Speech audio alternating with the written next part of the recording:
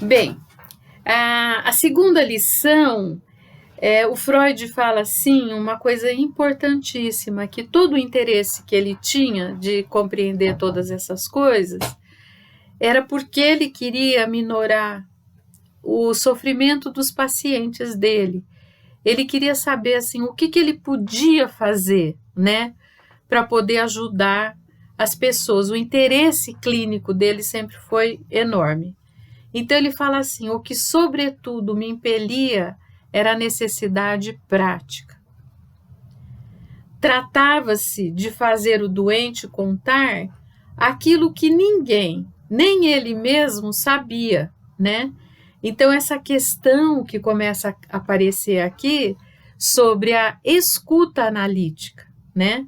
Quer dizer, você vai escutar aquilo que vai tentando preencher as lacunas que às vezes nem a própria pessoa sabe.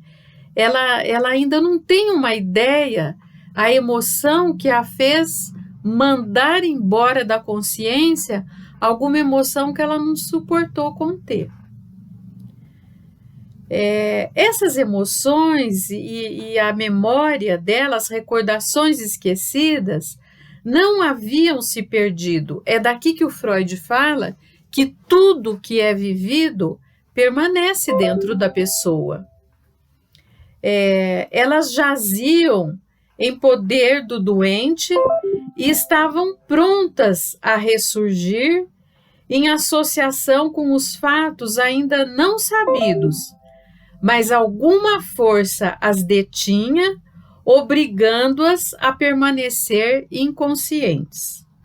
A força que mantém o estado mórbido fazia-se sentir como resistência do paciente.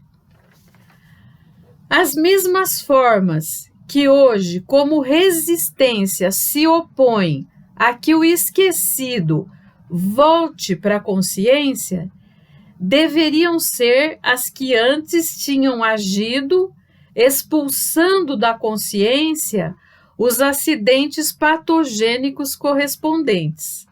A esse processo por mim formulado, dei o nome de repressão e julguei-o demonstrado pela presença inigualável da resistência. O aparecimento de um desejo violento, o ego não aceita. Produz-se o conflito e o desfecho da luta interna é reprimir o desejo e a não volta dele à consciência.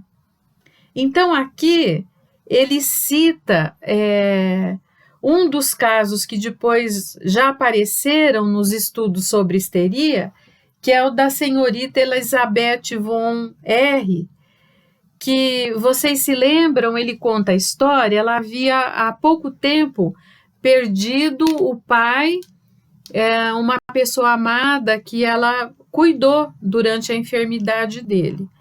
Um dia ela e a sua mãe foram chamadas porque não estava bem a irmã mais velha de Elizabeth. Elas tinham uma diferença de idade bastante grande. E ela ainda era criança quando a sua irmã se casou.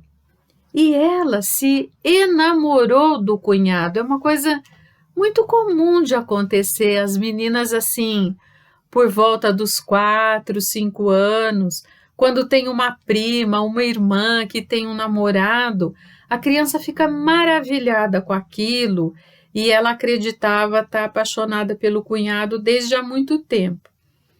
Quando elas foram chamadas para ver essa irmã que tinha adoecido, na verdade a irmã faleceu.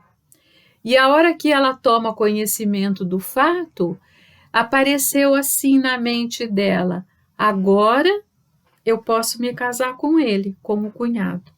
Então é como se ela tivesse gostado da morte da irmã. E essa é a ideia patogênica e talvez repulsiva que a pessoa queira tirar fora da consciência.